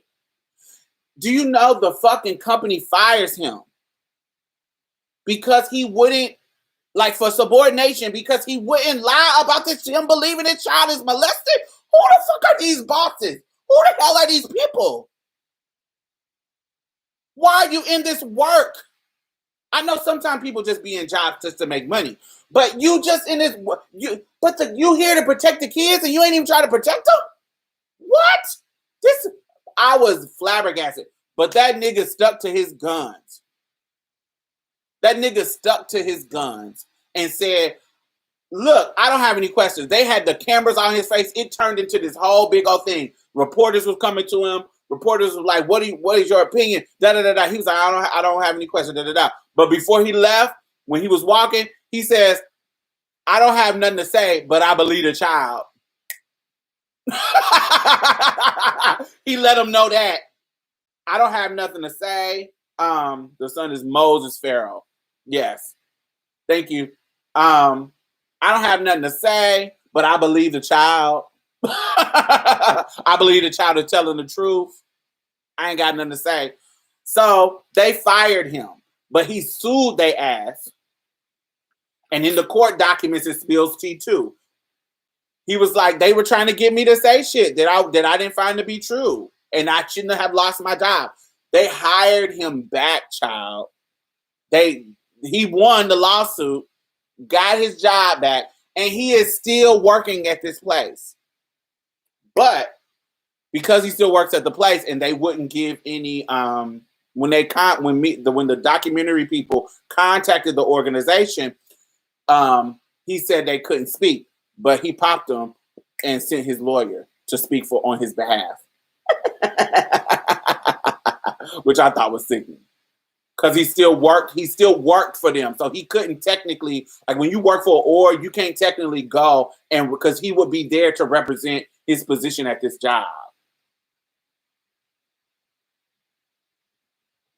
That Butch Queen said, y'all not gonna question my integrity, right? He's like, I ain't playing with y'all hoes. Y'all gotta be fucked up. Not today. And so he was like, no, not today. So that opened up the investigation and the other shit. And then he talked to the lady. He talked to one of the ladies. And it was a black woman. That Julia Hamilton, ain't that her name? I'm like, bitch, what? It was so much stuff. And I'm like, oh, I expect this from white people.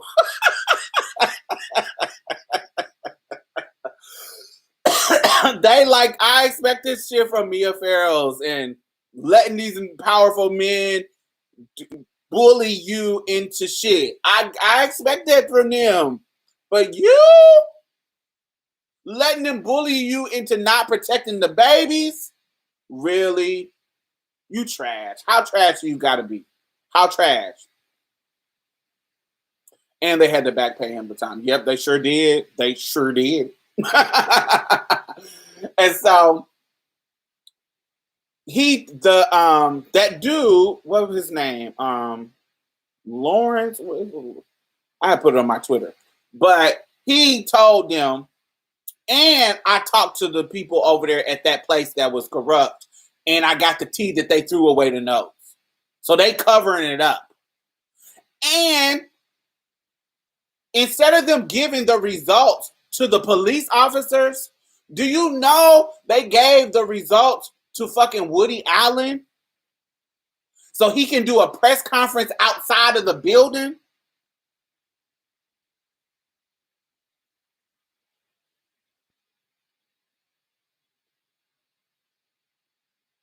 Baby, you knew it was corruption from that. He was able to say, oh, in front of the news, I have been exonerated. This is before a court, before anything. The investigation is still going on. The fucking police department is the ones who asked for this investigation. Mm-hmm.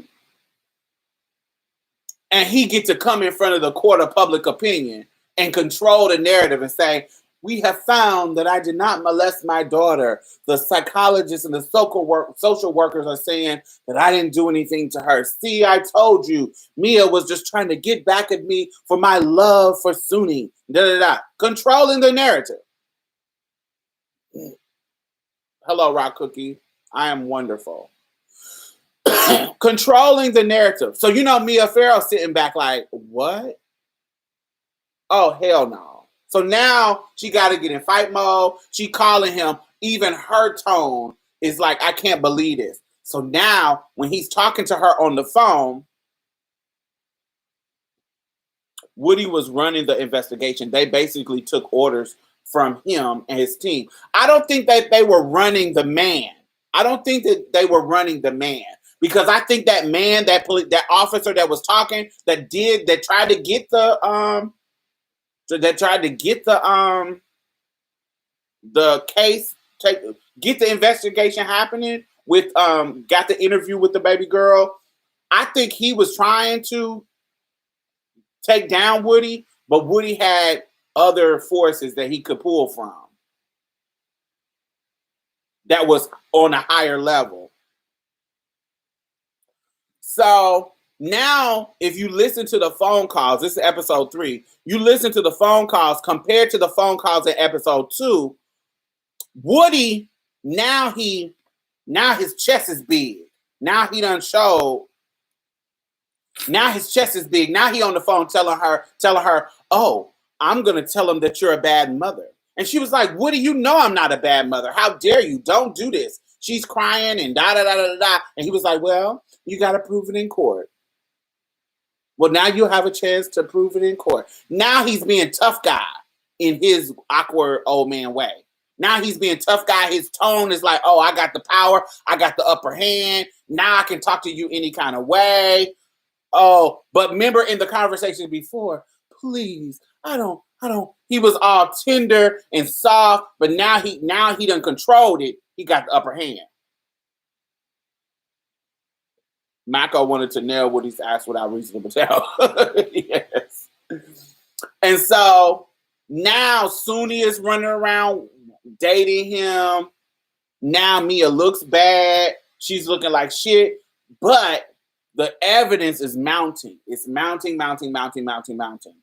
And I guess they're going to explain it in episode 4 on Sunday, how it all turned out. But this is just showing you how the evidence all led to, and the power and control that he had in New York at the time to cover it up, to not get everything out. Thank goodness Mia was smart enough, and there was a fight in her enough to record the conversations and record Dylan's response. What got me emotional, is when baby girl was on the video and she told Mia, I don't want to talk about it anymore. She was like, I don't want to talk about it. That really kind of pulled my heartstrings. And Mia was like, okay. And she was like, we don't need to talk about it, and cut the camera off. That really pulled my little heartstrings. I was over it. And so in my mind, as a person now knowing the details, it's kind of what happened to me during Jordan Peele's Lorena, his documentary about Lorena Bobbitt's life. It's the same thing happened to me there. When I was younger, I just thought that she just cut his pee-pee off. I didn't know the details because I was too young to be in grown folks' business. So this is like that situation. I was too young to be in this business. It was too adult for me. And so I really didn't pay attention to it. And so now that I get into details, I'm like, you motherfuckers has been wilding for years. Mia's blessing and curse in this situation was that she kept a bunch of people around her and them kids. Yeah, it was a blessing and curse, yes. But I mean, if you got all them fucking kids, you're going to have people around. Shit, you need raising kids, it takes a village, a tribe. You're going to have people. You just don't want no fucking molesters around. There's tons of families with a bunch of people that nobody is a molester that is raising healthy kids. Yeah. So when I was younger, I didn't pay attention to it. But I also want to have the conversation with y'all about this. Look at the response to this documentary. So I'm seeing people talk about it online. I'm seeing people talk about it, but I'm not seeing those hotep motherfucking dudes who were saying when we were going after Bill Cosby, when we were going after talking about R. Kelly. I don't see them same niggas talking about, well, what about Woody Allen? Well, what about Harvey Weinstein? I don't see them on here talking about this documentary. Y'all niggas wanted documentaries for the white men. Here they go. Come on, talk about them. Why? But what we do know is that y'all, it wasn't about y'all wanting to hold white men accountable. It was about y'all wanted the excuse if white men can do it, why we can't do it. And that's a problem. I don't give a fuck about Harvey Weinstein. I don't give a fuck about Woody Allen. I do care. I want them to get justice, but I am more invested in an R. Kelly. Because R. Kelly was getting black girls together. I'm a black girl. It's not that I don't want any children, white, black, Asian. I don't want anybody molested. But it's a certain connectivity that I have to a black girl being the victim. Not that I don't care or don't want anybody being a victim. I don't want anybody. I don't want any children. I don't want any women raped. I don't want any. But because of my connection with being a black girl, I'm more invested when I hear, and particularly stars in black culture. Stars in black culture. I listen to R. Kelly. I didn't give a fuck about Woody Allen. I don't care. He just, what movies? I can't name a movie by Woody Allen right now. I can't name one movie. But I can name album after album of R. Kelly song because he was invested. He was the soundtrack of my teenage years. I was invested in his music. And so, yes, I'm going to respond with more vitriol when I found out he fucking molesting teenage girls from high schools in Chicago and teenage girls coming from Miami and all this other shit and finding out he's married to Aaliyah. Of course, I'm going to be like, what? This creepy ass shit, and be more invested because I'm invested in that culture. I'm invested in the people because they are a part of my community. So, of course, I'm going to be more invested. That don't mean I don't want to Harvey Weinstein to take his ass to jail because he's raping these high-powered, these rich white actresses and Lupita and others. I don't want him to go to jail. That's a different echelon, but I want him to go to jail. You see what I'm saying? I want him to be, it's not that I'm ignoring him. It's just that I'm not as invested as a Bill Cosby. I love fucking Cosby Show. I'm invested in what that represents. I'm invested in Bill Cosby's legacy going on because that's a level of black excellence that I want to see on TV. I want to see the reruns. I want to see Bill Cosby get old and be like a fucking Cicely Tyson for us, a Sidney Poitier for us, a Denzel Washington. But no, you fucking trash. So I'm invested in calling your ass out.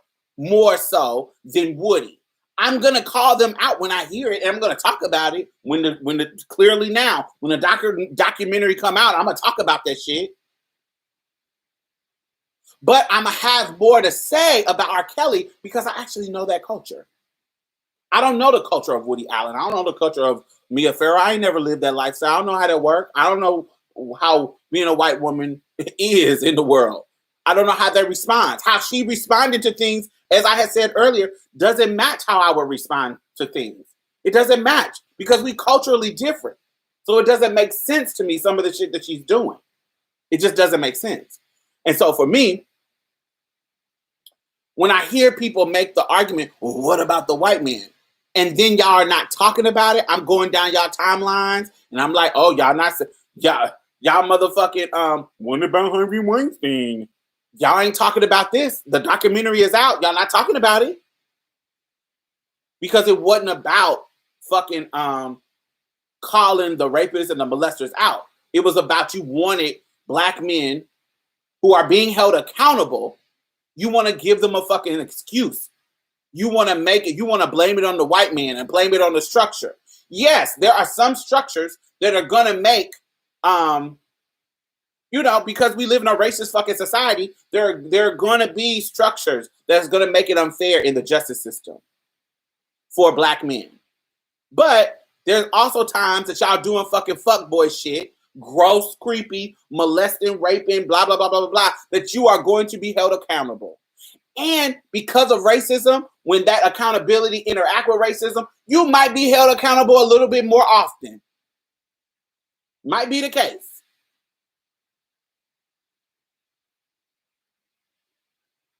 But you know what? I don't give a fuck. Because you harming people.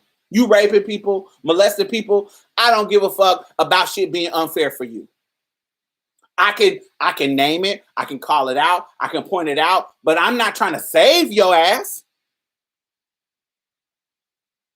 Our loyalty in blackness, my loyalty in being a black woman, my loyalty in us being under the racist oppression. I'm not going to use your case to call out racial oppression in the justice system. I'm going to use somebody else who ain't molesting motherfuckers. I'm going to use somebody who was locked up for an ounce of weed. I'm going to use somebody else's case. I'm not going to talk about R. Kelly as whatever racial injustice is happening for you motherfuckers. No, you are not going to be the one that I use. You are not going to be the example that I use to show racial injustice. You are trash. You are molesting people. You are raping people. You are harming people. You are a predator in our community. I don't care how unfair it is to you. Fuck you. No. Not at all.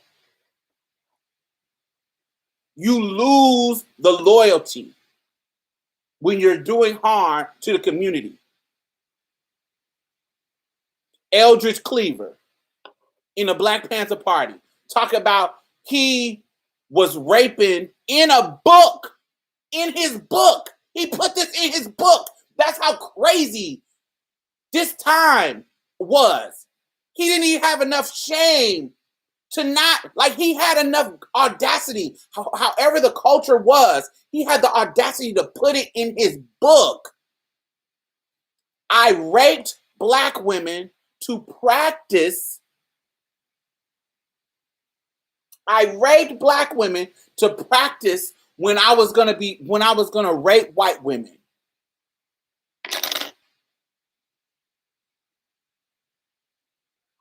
In my early years, I raped black women to practice to rape white women because they are the trophy of the white man.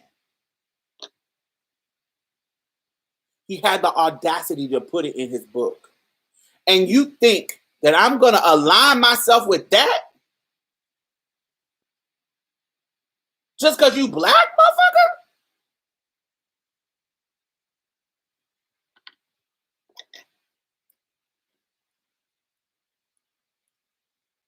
Just because you black. Just because you... Really? I don't give a fuck. That's when you lose me. That's when this whole, well, you was black first before that LGBT shit. No, I'm everything first. I'm coming in the door with every identity. You got me fucked up. And if you harming people, I don't care what identity we share. I'm not fucking with you. I don't care what harm that you're doing. It's just not going to be something that I talk about. So I wanted to make sure that we talked about that because a lot of these motherfuckers, they don't want to hold men when it comes to gender.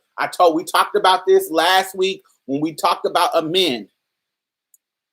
Patriarchy is the great granddaddy, man.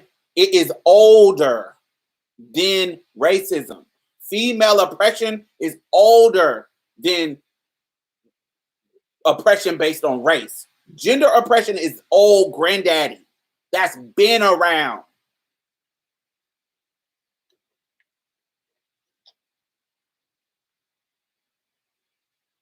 And so these niggas, white, black, Latina, they are ingrained in upholding that shit. It's culturally ingrained to not hold them accountable for shit, or to give them some type of excuses, or to guilt trip you into siding with them based on race or based on what religion, based on whatever shit that you're doing. Look at motherfucking the Hasidic Jews, how they treat the women that is being kicked out of the community, and how they got the women aligned with this shit. What is that movie? Man, I gotta look it up. I'm sorry, 1 second. There's a movie.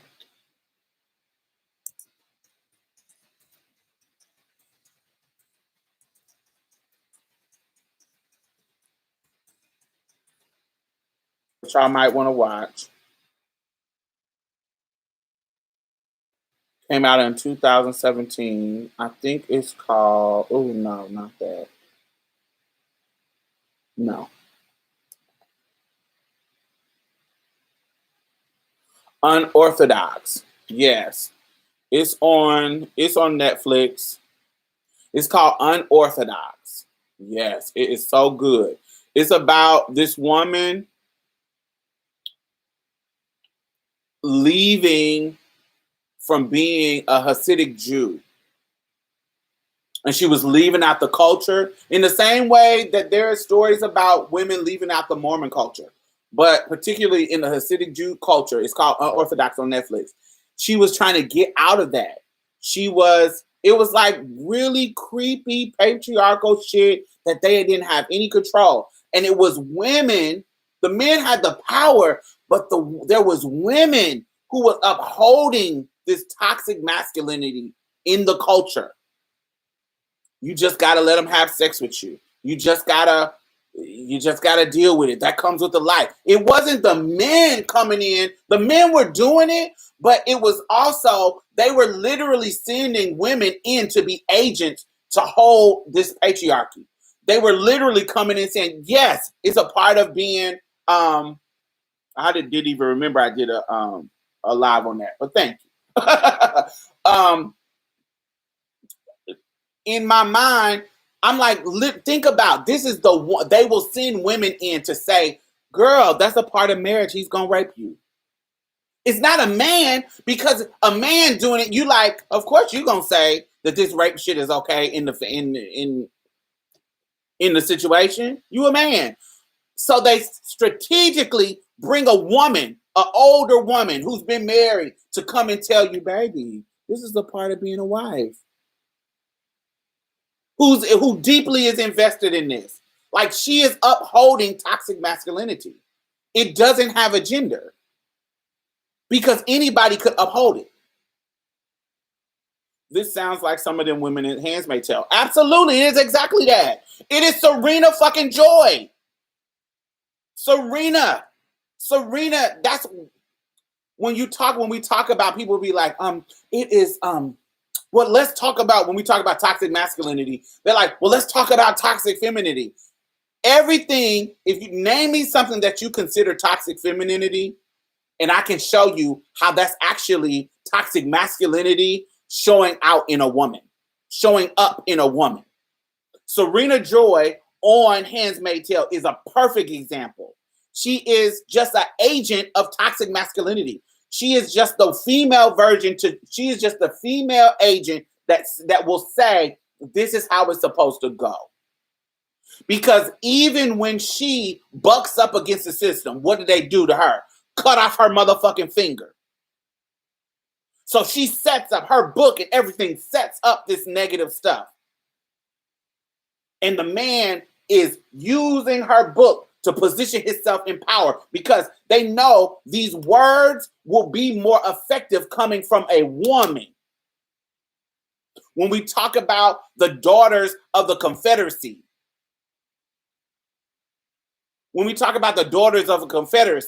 and the women who wanted the South to succeed, and they went on this fucking campaign. They were the one who was pushing the campaign for all these statues that we are pulling down now. It was the women of the Confederacy that was putting these statues up. It wasn't just the men. It was the women who was pushing this narrative along, making fucking quilts and shit to represent these motherfuckers.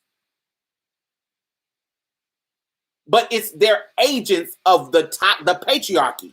It's not them fucking A Woman's Place, just like the title of the book, with her stupid ass. They wore her out.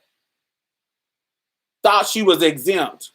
Thought you had the power and the position because you wanted a bigwig's wife. But oh, how the mighty fall when it's time for them to use you as an example to hold their position. You thought they wouldn't do. You thought you were protected. You thought you couldn't be treated like a handmaid. You thought you couldn't be treated like a Martha. You thought you couldn't be treated like a Jezebel. And hiya, your finger's gone. Fuck out of here. But yes, this they don't give a fuck. I'm sorry. These niggas really don't give a fuck about being held accountable. They just don't want, why, particularly black men, they don't want to dismantle patriarchy. They want to dismantle racism. They like how the system is in regards to gender. They just don't want the white man to be on top. They want them to be on top. They want them to be the leader, but they still want the women in a subservient position. They just want white supremacy in blackface. They don't want to dismantle all of the system.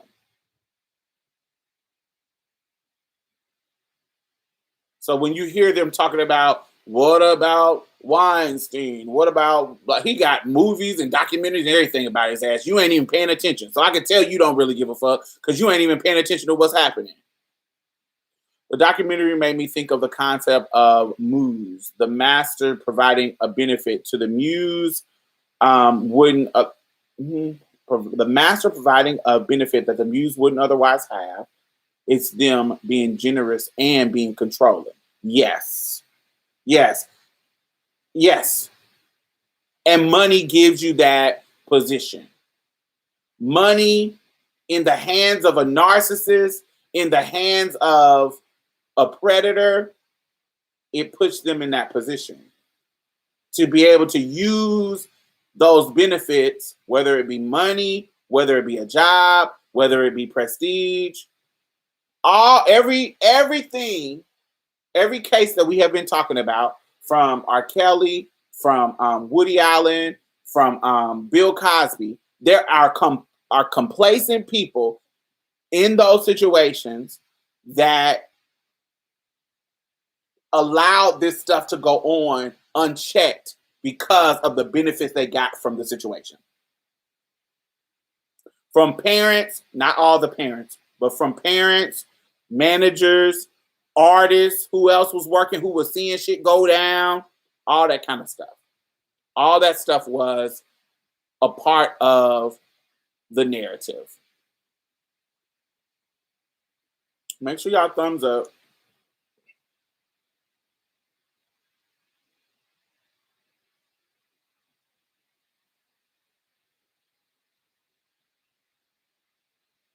No, I brought her up earlier about just how strange white women can be. But yeah. Sharon Osbourne was giving me Miss Millie from Color Purple. I talked about it all over Twitter. Honey, she was giving me Miss Millie. I'm always good to you people. Prove to me I'm racist. I've always been good to you people. Crying and tears. I'm the one. Don't give me tears. I'm the one who should be giving tears. And Cheryl wasn't even crying. What? Oh, I would have cussed her ass out. But, you know, that's her job and that's her tea. And also, if you're defending a racist, I'm sorry. If you're defending a racist, when I call it out, you are defending racism. Simple as that. I don't care about it being your friend. I don't care about it being your friend. I don't care about it. Cheryl would have dragged her. Yeah, Cheryl ain't got no bags. That's her only bag right now. So she ain't got no bags. So she got to protect that bag. But that's every black woman at a job around white people. We all experience that. I did talk about that last week, didn't I? Or Monday. Did I do my live late night on Monday? I talked about that.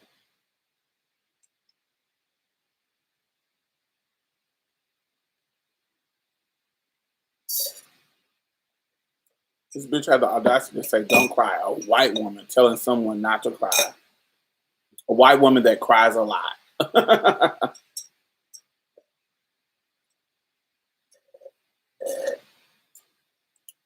Tell me what was racist. The way she came at Cheryl, that bitch ain't your friend. That's my first word. I said when Cheryl was talking, I was like, Cheryl, that ain't your friend. That is a racist liberal that tolerates you. That's all she is.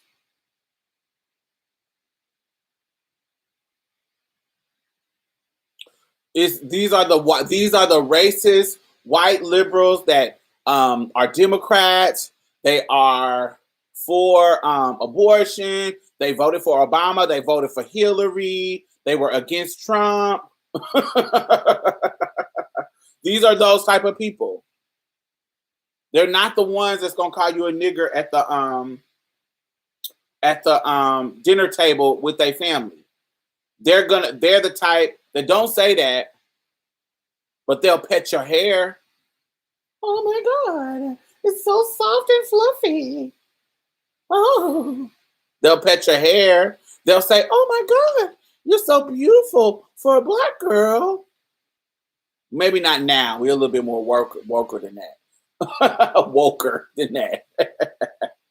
But they're gonna they're gonna be queen of microaggression. That's what they're gonna do.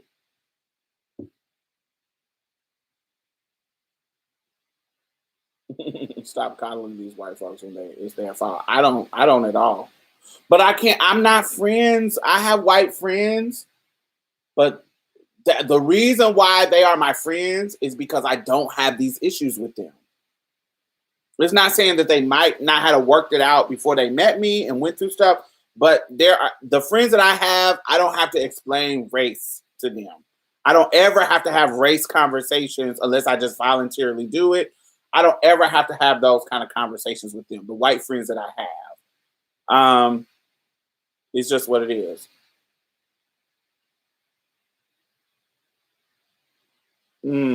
Sharon let Shell know that them white women's tears were exclusive and patented, not for the colors. These are not for you, girl. These are our tactics. You cannot. And they help as long as they are centered or leading. Ooh, come on, Thrifty. You are preaching. Yeah, they won't help unless they are centering or leading. Unless they can put their non-racist tears on display. I'm not going to say, no, you're not racist. I'm going to say, no, bitch, you are. Instead, dead at their ass. Yeah, you are racist. What you're doing right now is racist. It's not the kind of racist that is, you niggers, do. It's not that kind of racist. It's not that kind of classic Ku Klux Klan racist. It's liberal racism. It's the racists that can be next to you. It's the subtle. It's the defending of a racist. He is the more direct kind. You are the kind that says, "Oh, he's not racist. He's just so silly. He's not racist. He's just angry about the black woman in the royal family." If you don't get out of here. But it's built in them, y'all. It's like the royal family. Like the idea that we are even questioning if the royal family is racist. That is stupid. To question that is stupid. The British European monarchy is based in bloodline. There is no way you cannot be inherently racist if your claim to power is based in your bloodline, the purity of your bloodline. There is no way you cannot be racist. It is ingrained in your system to be exclusionary.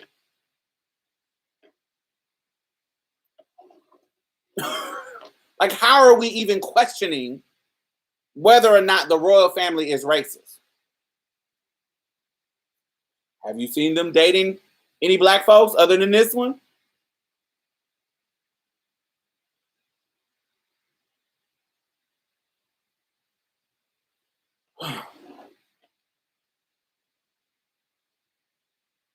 It is built into the system.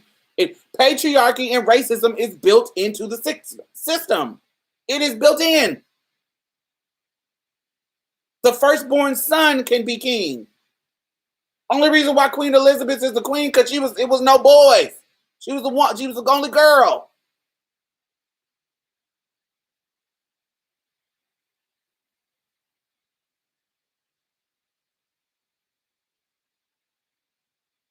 It's like, what? This is wild and crazy. Just wild and crazy. I'm giggling that Pierce drug Megan for years and couldn't take 2 minutes of critique. Facts. But that's them. They can't take critique. They can't. They can't take the heat. But the fact that white people are looking for a noose and burning crosses when looking for racism shows how far they have to go. Right. But yes, the royal family, child, that is built in. That is patriarchy and racism is built into it. It is rooted in bloodline. Absolutely. Mm. But all right, y'all.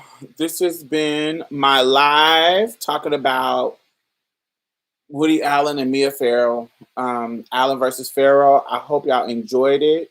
Let me share with y'all. I do have a program.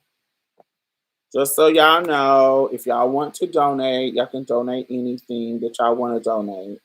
I am starting a facility for the arts here in Houston. So that is my GoFundMe for it. You can go read so you can know what it's about. I'm trying to create a program where we cultivate art, all kinds of artists, whether it be musical artists, whether it be podcasters. I want to get a facility where I bring artists in, particularly around the city, to create, art performances, using art as a social justice tool and cultivate people's creativity. And so I want to get a facility. I want to get a place that we can house, record, create, and put on performances. So that is my new project. So y'all gonna hear about it often. So be prepared for it.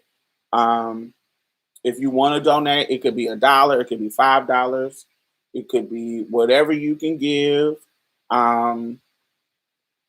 I am going to be trying to apply for grants and trying to apply for anything, but I'm just trying to get as much as I can from community so that I can do what I want and buy what I want with it because I want equipment.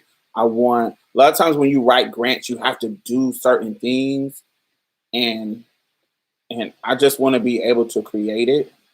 I want to be able to center the people that I want to center who don't have the opportunities. So I know me as an artist, I don't always feel comfortable going to studios where I know the city niggas who rap is gonna be there, where I gotta worry about is my voice high, is my voice too low, am I gonna be getting clocked, am I gonna be laughed at because I'm singing deep?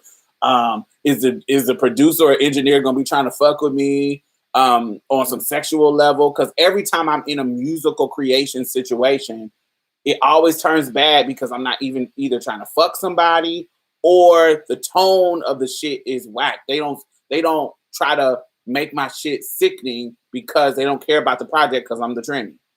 So I always have these kind of situations. So I want to be able to create a safe space for artists to come, not just musical artists, but any type. Like if you are a podcast and you in my city and you're in my area, you know, where you can come and record your show and you ain't got to worry about, the cost.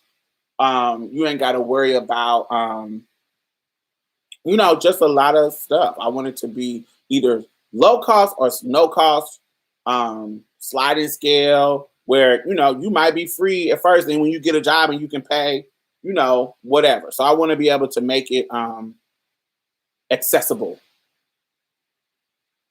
My trans homegirl was raped by a guy who she was trying to pursue a music career. Yeah, I ain't never got time for all that shit. And I wanted to just create a safe space. And so please, if you can't donate, remember, donate anything, $1, $5, whatever that you can spare. If you can't donate, go and share it with people who can. Go sell it. Go be like, hey, she's trying to do this project. Boom, boom, boom, boom, boom. So yes, that's what I'm working on now. Check it out. And yeah, I will see y'all. I did an episode on Marcia's Plate where we talked about yesterday. It came out yesterday, and we talked about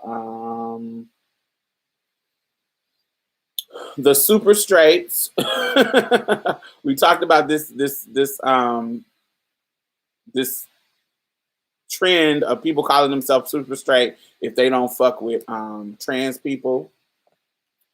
We talked about this camp that a Butch Queen made that excluded trans people. We talked about Coming to America's as well. It was our Coming to America's review. So it's called Coming to Trans America. Check it out. You can check us out on all podcast platforms, Spotify, iTunes. If you got an iPhone, you got a little program in your iPhone called Podcast. Go to it and search for Marcia's Plate. That's Marcia as in Marsha P. Johnson. Plate, Plate, like a plate of food. Marcia's Plate, and you can find our podcast. We talk about, all kinds of shit every week, every Thursday. And if you have been listening, make sure that you leave a review on our Facebook page, Marcia's Plate Facebook page, or if you listen on iTunes, we need the reviews, y'all, because that's how iTunes promotes us and put us out there, because based on our reviews. And yeah, so if you listen or if you have listened before and you enjoyed the episode, make sure that you leave a review and 5 stars and let us know what you think about it. So yes, thank y'all for listening, and I will talk to y'all. I'm probably gonna come to y'all before next Friday. But Friday, what did we say we were going to talk about? Did we say we were going to talk about Mormons? Did we already talk about murder in Mormons? Or do we have something we wanted to talk about? Let's see. What did y'all want to talk about next week? Some show that we can watch.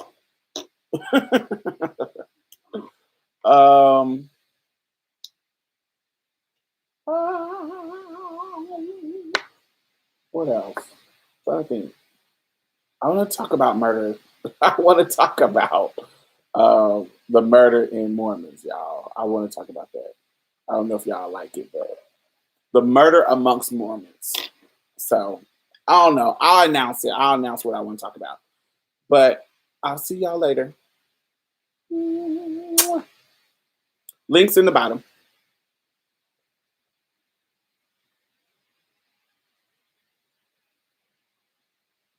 That would be a lot of white people too.